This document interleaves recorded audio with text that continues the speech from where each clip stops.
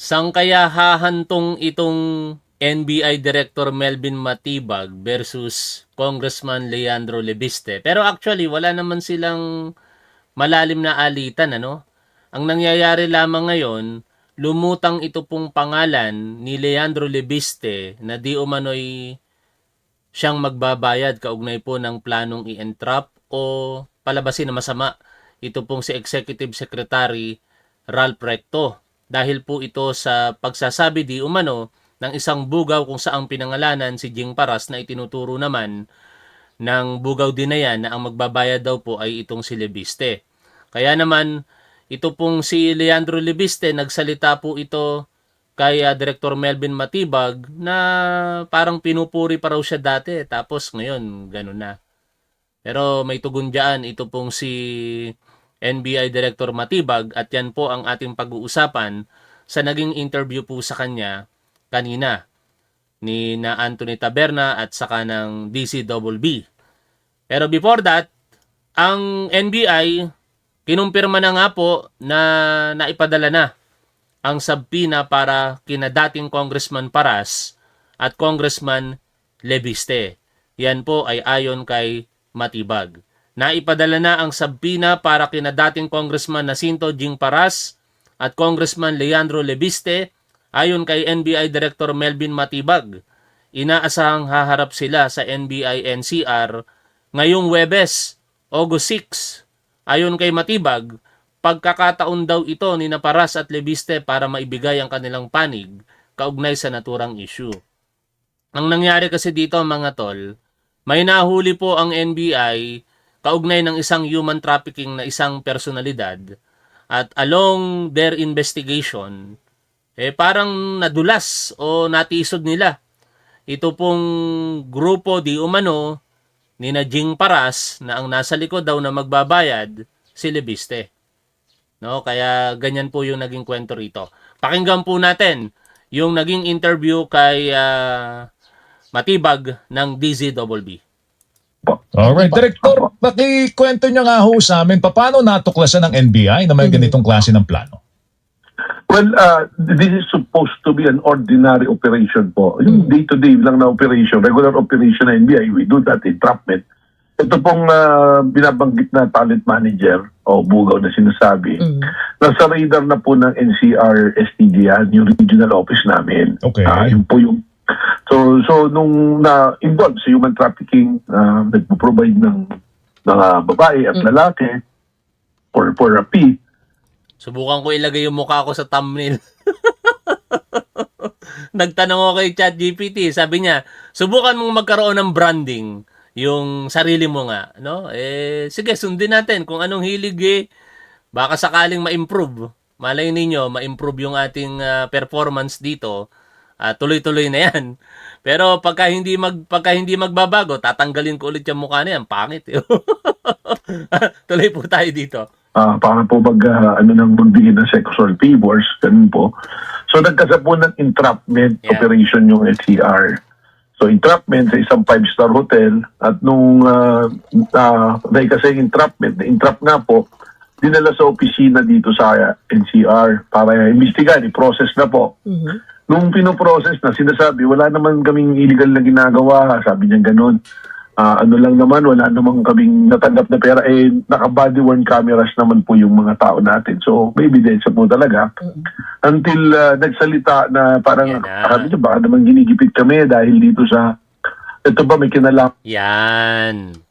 Kumbaga, biglaan yung pangyayari. Wala sa hinagap ng NBI na matitisod nila yung mga ganitong personalidad. Kasi nahuli yung bugaw Tapos siguro, dahil nga may nangyayari di umanong usapan sa pagitan ng mga tinuturo niya, naisip niya, baka pinupolitika sila. Baka kaya sila hinuhuli dahil natunugan. Hindi nila alam na wala namang ganong impormasyon ang NBI nung una. Nag-ugat lahat dahil sa pagsasalita nitong bugaw.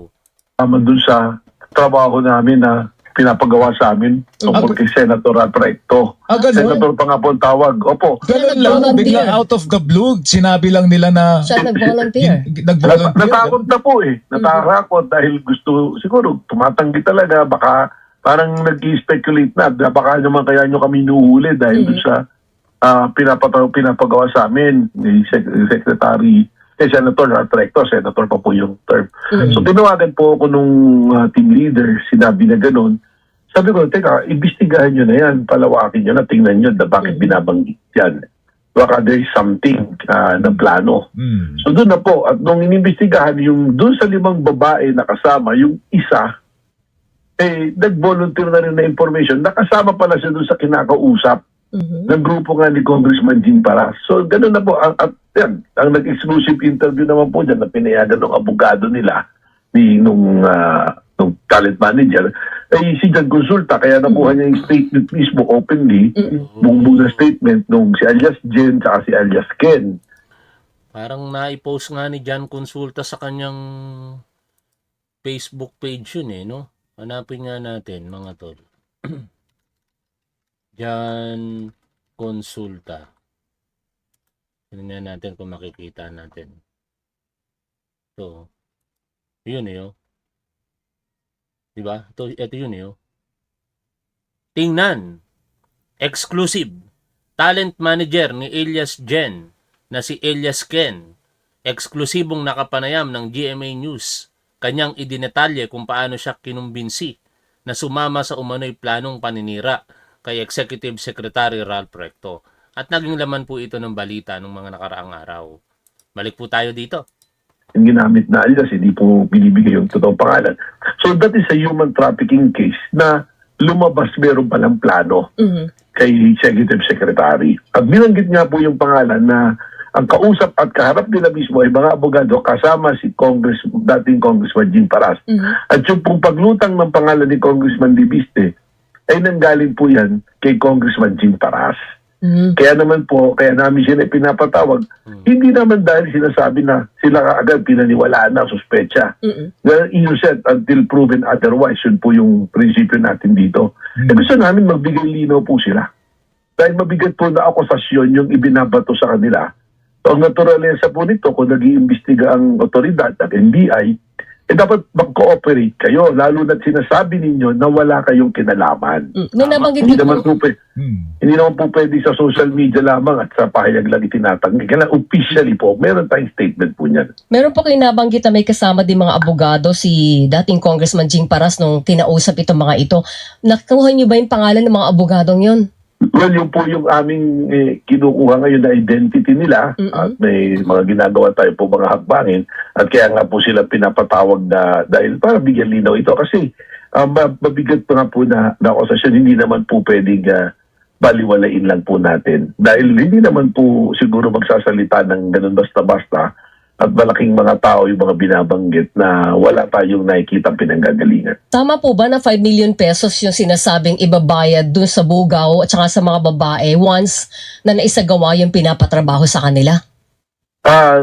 Actually, nagsimula sa 6, sabi, tapos 5.5 para may 500 pa raw na commission si Kong Jing Paras, tapos 5M, taging 1 million, apat na babae, at saka yung pong ating talent manager. So, yun po yung pangyayari niya, kaya iniimbestigahan po natin ngayon. At doon natin po titingnan kung anong mga anggulo po na dapat nating sipatin. Ano daw po ang motibo? Bakit ika-character assassinate itong si Executive Secretary Ralph Recto? Yan ang dapat nating malaman, Kasi dalawang anggulo yung nakikita dyan ng publiko Una, politika. Magkalaban sa Batangas, itong dalawa na ito. In fact, sa nakalipas po ng mga buwan, panay atake itong si Libiste kay Executive Secretary Recto at sumasagot din naman itong si Recto. Pero ang mas malalim na tinitingnan ngayon dito, yung posibleng parte ito ng destabilisasyon. Sinasabi kasi na iisa-isa hindi umano yung mga nakapaligid kay Pangulong Bongbong Marcos at palalabasin na masasama sila, sisirain sila sa harapan ng publiko. Hindi nga lang daw itong si Recto ang target Kasama pa yung mga ibang miyembro ng gabinete ay gagawan daw din di umano ng kwento. Yan po. Actually, sinabi doon, local politics sa Batangas, yan ang magkakalaban. Yun po yung binanggit according po kay Jing Paras. So let me make it clear na as to Congressman Libiste, sa ngayon, ang pinangahawakan nating ebidensya ay yung pahayag lang ng dalawang tao, si alias Jed at alias Ken, base sa sinabi ni Congressman Jing Paras. Kaya magbibigay linaw dito si Congressman Jing Paras at yung mga ebidensya pang makakalap namin. So gusto namin sana dumalo sila sa Webes para we will confront them with other evidence na meron po ang NBI. Ano po yun? Pangyayari. Ano po yung other evidence na meron po ang NBI? Pwede niyo ho bang Well, ipahagi sa unang-una- amin, attorney? Unang-una na po yung sinumpang salaysay ng dalawa at yung video na salaysay nila. Pero as to the other evidence, I'd rather na makaharap namin sila before we make it public po. Ano po yung laman ng mga cellphone na nakuha ninyo doon sa Bugaw at saka doon sa mga Yun po, babae? yung other evidence, isa na po yan. Bigyan ko na po ng isang kasagutan si kasamang Joel po. Opo. Yung pong exchange ng Viber messages ni Congressman okay. Jing Paras. Kaya ngayon mga tol, ang hirap na talaga makalusot kung ikaw ay may kasalanan eh. Lalong-lalo na kung ginagawa mo yan sa pamamagitan ng paggamit ng information and communication technology. Dahil nagiiwan iyan ng digital footprints eh. In fact, sinasabi nga po sa ilang pagkakataon itong si Director Matibag ay kanila pong hihinga ng cyber warrant. Ito pong mga gadget na ginamit ng di umano'y Bugaw para ma-open nila once and for all kung ano yung nilalaman noong cellular phone at iba pang mga gadget. Pwede namang gawin yan ng, hindi nila pwedeng gawin yan ng bara-bara kasi kapag ka wala pong kaukulang warrant at anumang mga impormasyon na makukuha po nila doon, ay hindi po pwedeng gamitin ebidensya. Ngayon, assuming na walang kasalanan itong sila Lebiste at tinatanggi in particular nitong si Paras na kausap niya, itong Bugaw, makikita doon po yon. Pero, kapag ka meron lag doon at komunikasyon, makikita din doon yon. At hindi na yon maitatanggi pa nitong si Jing Paras. Bagamat sa ngayon, mariin po nilang itinatanggihan na wala daw pong katotohanan at in fact, parang ang nangyayari ngayon, character assassination na rin dito kay Director Melvin Matibag eh. Lalong-lalo na itong si Leandro Lebiste. Kung pupuntahan po natin yung kanyang mga approach ngayon sa pagharap sa problema na yan o issue na yan, ilan po sa mga post niya ay ito, no? Sabi niya, sinasagot niya na si Matibag, ito, binanatan niya pa ng mga previous message. Nasasagutin din naman ni Director Matibag sa interview na yon. Kasi dito sa sinend niya parang ini-insinuate niya na noon ang tingin mo sa akin future leader pa ng bansa tapos ngayon ganito ka na palibasa nakaupo ka na diyan parang ganun eh. Congrats. Ito po yung message ni Director Matibag sa kanya last 2025. Congressman Lian, I'm so proud of you. I hope I get to live long enough to see you one day leading our country. It's such an honor to know you. God bless you always.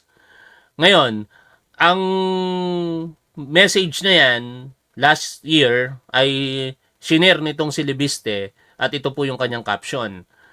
Sarcasm. Maraming salamat, Attorney Melvin Matibag, sa inyong mensahe. Congrats, Congressman Liam, bla bla bla. Kaibigan ka ng aming pamilya. At isa ka sa mga mentor ko noong papasok pa lang ako sa politika. Maraming beses tayong nag-usap at marami kang ibinahagi sa akin. Dahil sa respeto, hindi pa ako nakapag-post tungkol sa iyo.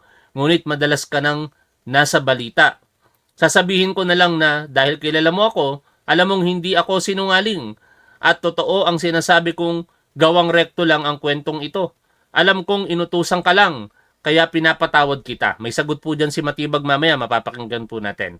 At kahit mawala na ang mga taong nasa paligid mo ngayon, pagdating ng 2028, pwede pa rin tayong magkwentuhan tulad ng dati.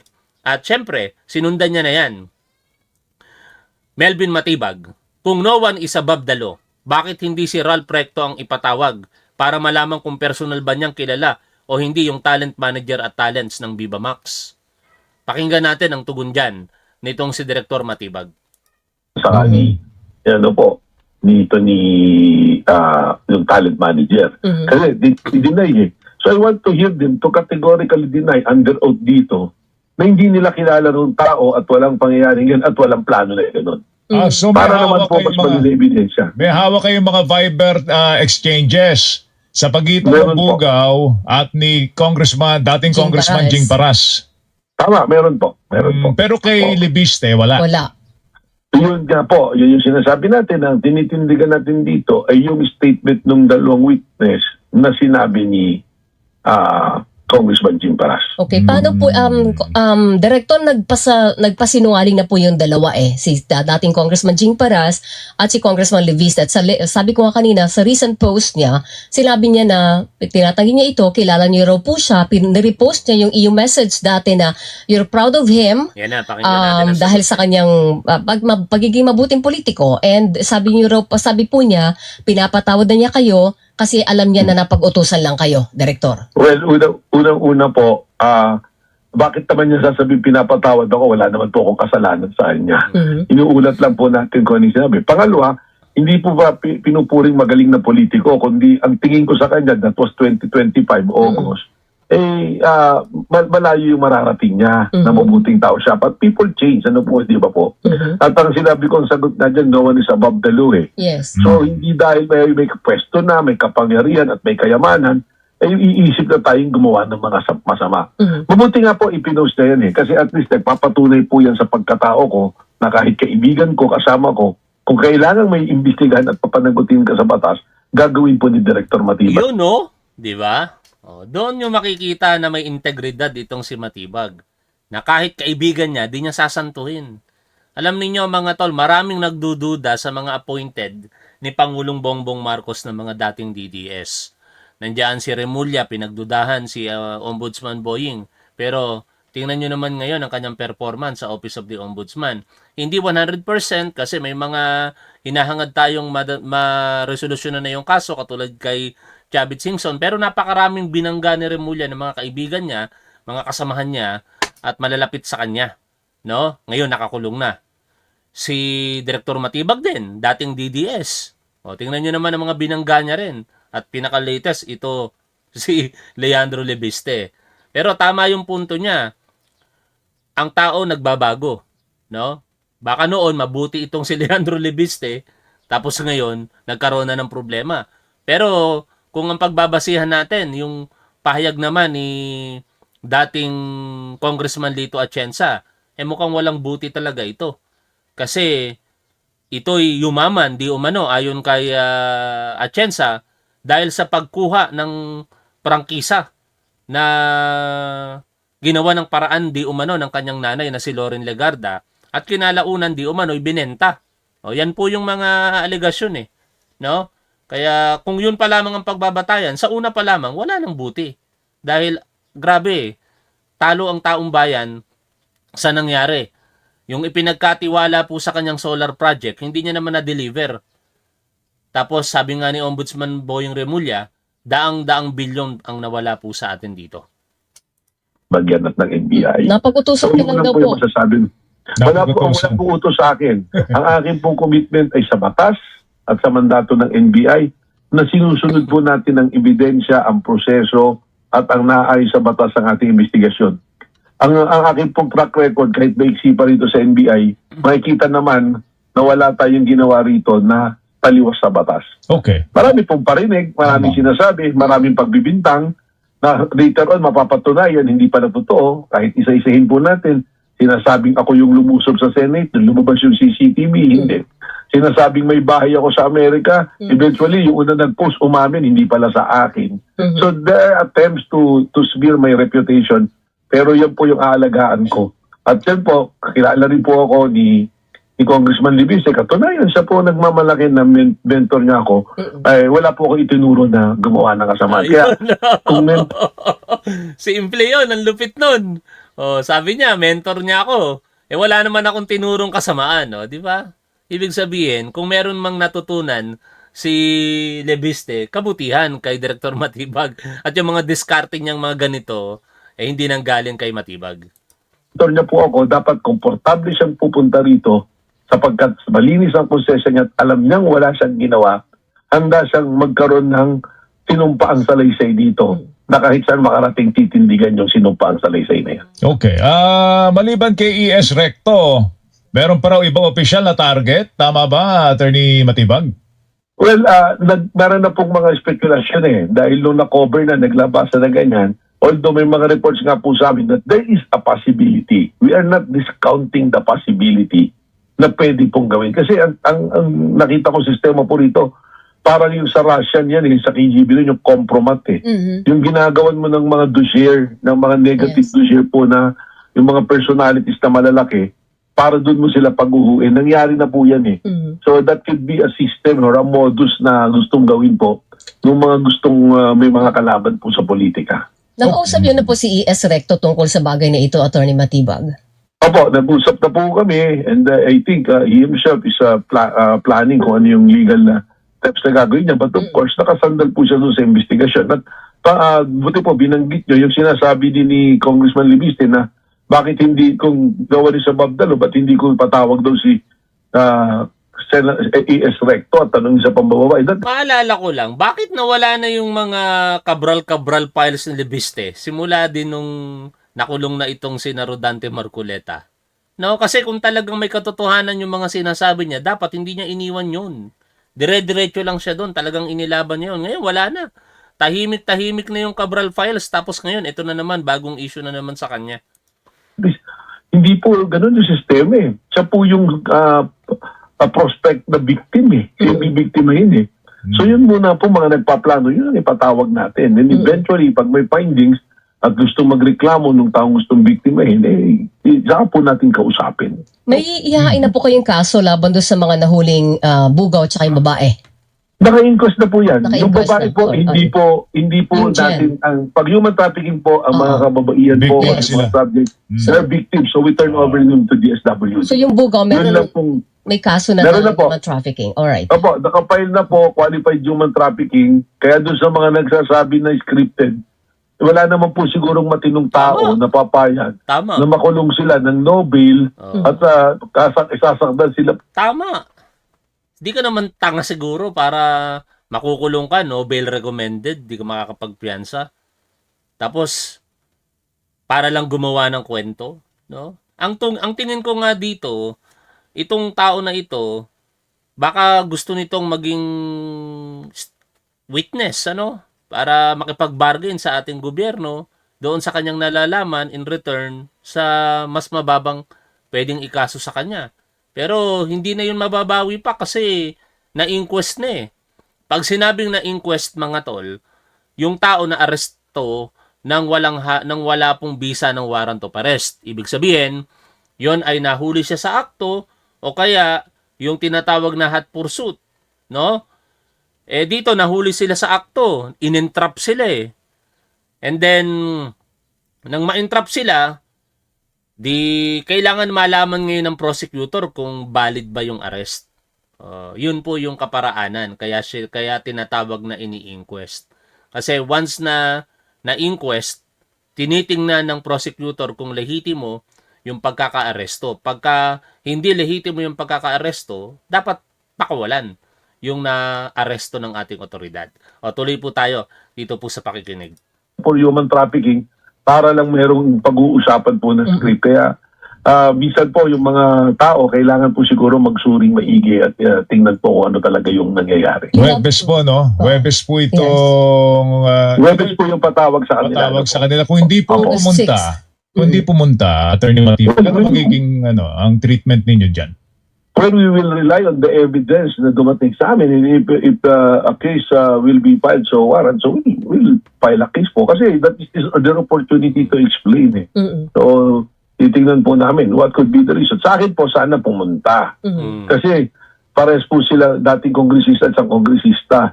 Malino. Kung walang problema, kung walang tinatago, kung walang ginawang mali, puntahan nila yan. Kasi lilinisin yan yung kanilang pangalan. In a separate interview, pakinggan din natin si Director Melvin Matibag muli dito sa interview naman. Ito, personal, hindi by phone. Nina Anthony Taberna at Jerry. Jerry, ano bang apelyido nitong partner? Baha, nandito na pala nakasulat, di ko binabasa. Ay, sorry. Naka-mute. Ulitin natin. Ano natin bago tayo mag-commercial, ang tinutukoy po natin ay walang iba kundi si NBI Director Attorney Melvin Chicago. Matibag.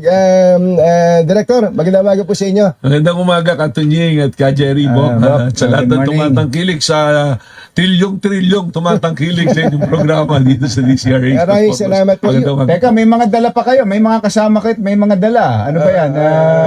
Puto San Pedro. Joy Puto Cake. Ano? Yung Maalala ko lang, Matol, nung nakaraan, nag-post ako sa Facebook ko. Nagtanong ako sa inyo, sino kaya ang magandang maimbitahang lawyer dito sa ating programa, no? Kasi lang medyo mahaba na yun pala. Hindi ko nalagyan ng picture eh. Tingnan nga natin yung mga comment ninyo. Kasi kung mabibigyan tayo ng pagkakataon, mga tol, sino ang gusto ninyong makapanayam natin na abogado sa ating live stream? Balikan ko lamang ito pong post natin na yon. Pero napakarami pong humihiling para kay Attorney Ligutan at kay Undersecretary Claire Castro. Kay Attorney Ligutan, I do not know kung paano siya maiimbitahan at baka di rin tayo mapagbigyan. Pero kay Yusik Claire, tingin ko naman kapag hiniling natin na siya po'y maimbitahan natin, ay baka mapagbigyan po tayo. No? Ibalik ko lamang itong post na to para kayo, mga tol, sino gusto ninyong makasalamuhan natin dito sa ating programa sa mga darating na panahon? Abogado muna ang aanyayahan natin kung sakasakali, no? Kasi maraming mga usaping legal na maganda ang makakapagpaliwanag talaga ng maayos sa mga tanong po natin ay isang abogado. Ito nga po, oh. 'Di ba? Tingnan natin yung mga komento dito. Yan. Kung mabibigyan tayo ng pagkakataon, mga tol, sinong lawyer ang nais nyong makapanayam natin sa ating programa? Merong 307 comments to eh. No? Tapos napakarami ng Attorney Ligutan, meron sina Attorney Enzo Recto, Fiscal EJ, Attorney Jesus Palsis, Attorney Carlo Ibanez, Yusik Claire, may mga nang-aasar pa nga rito, sina Sara Daw at si Digong, nabanggit din si Director Melvin Matibag, sina Congresswoman Luistro, pero sa lahat, mga tol, ang nakita ko talaga dito na pinakamarami si Attorney Ligutan at Yusik Claire.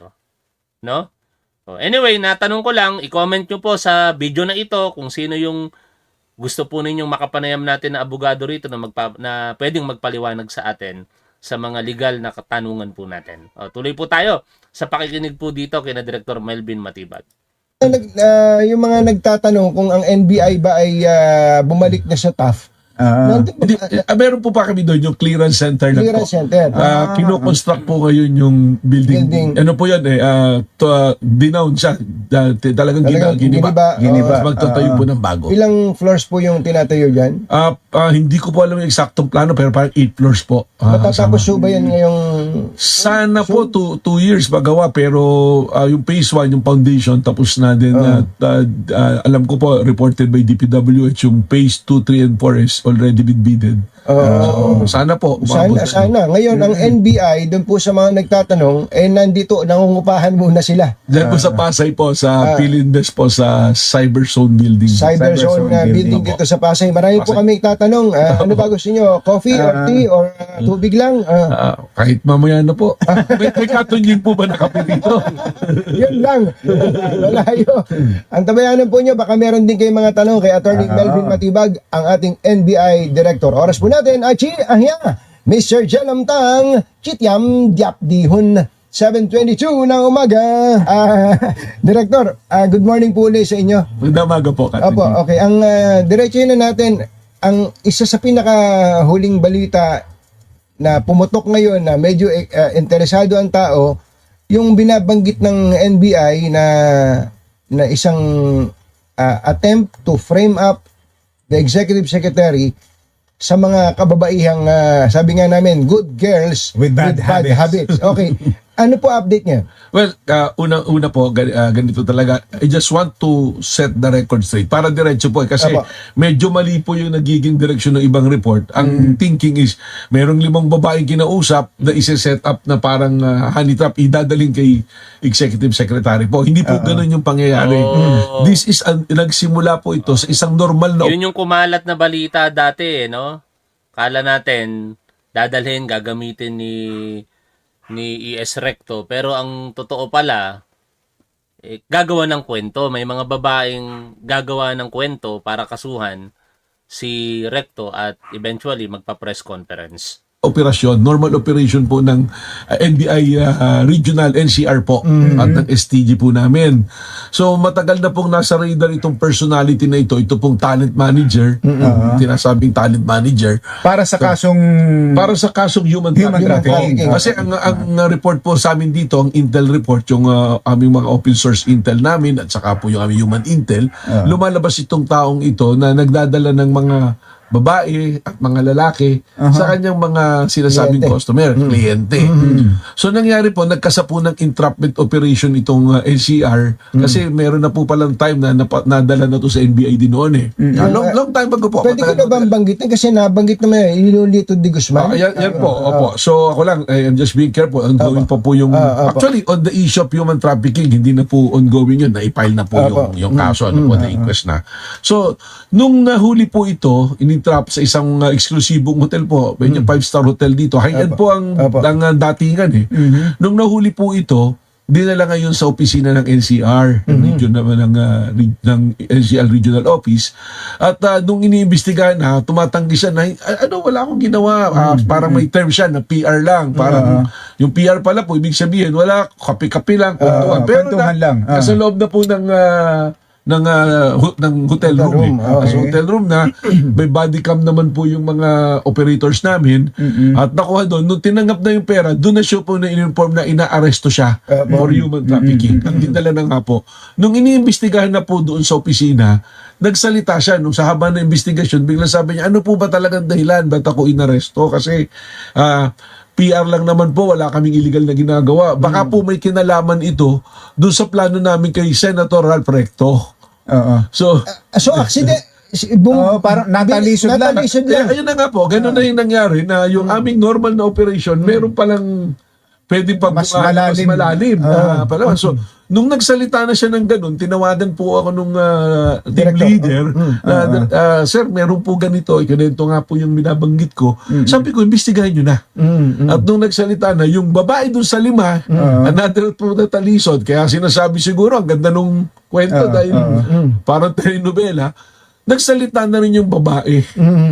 On record po yun, official. Nag-consent sila sa recording dun sa pagsasalita nila. At ano po sinabi ng kinumpirma babae? po yung sinabi nung Talent talent manager, manager. yung si Lito, na sinasabi, kinausap sila sa isang restaurant sa Quezon City ni dating Congressman Jing Paras para gumawa ng testimonya ng affidavit at ng pahayag na against kay Secretary Ralph Recto. At ang plano, kahapon or today dapat, ipapile nila yung kaso, ano-anong kaso, may kasama pang drugs, ganun po, sabihin yung lugar, sa Rockwell, nagda-drugs, tapos kung ano-anong compromising na sexual thing ang ginagawa at pang-aabuso.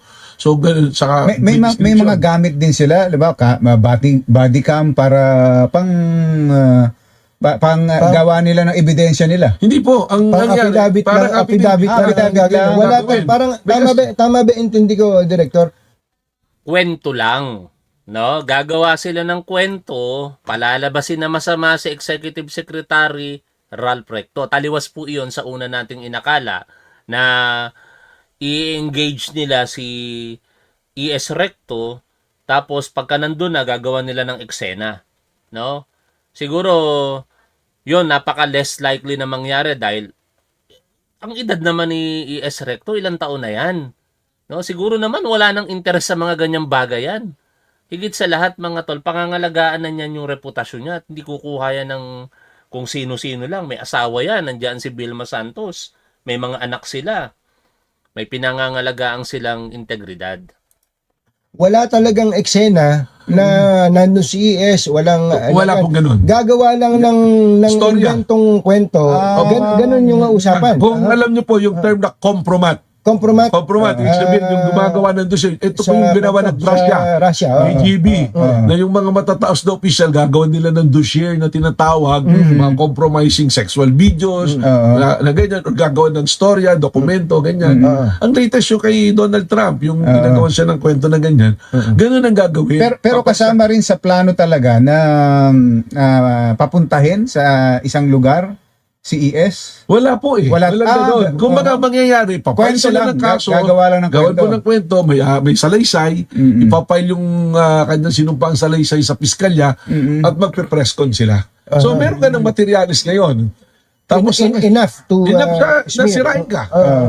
You will be put on the defensible ready na Di ba? Ganun talaga yung intensyon nila. Sirain si Executive Secretary Ralph Recto kung totoo yung sinasabi nitong Lito Banayo, no?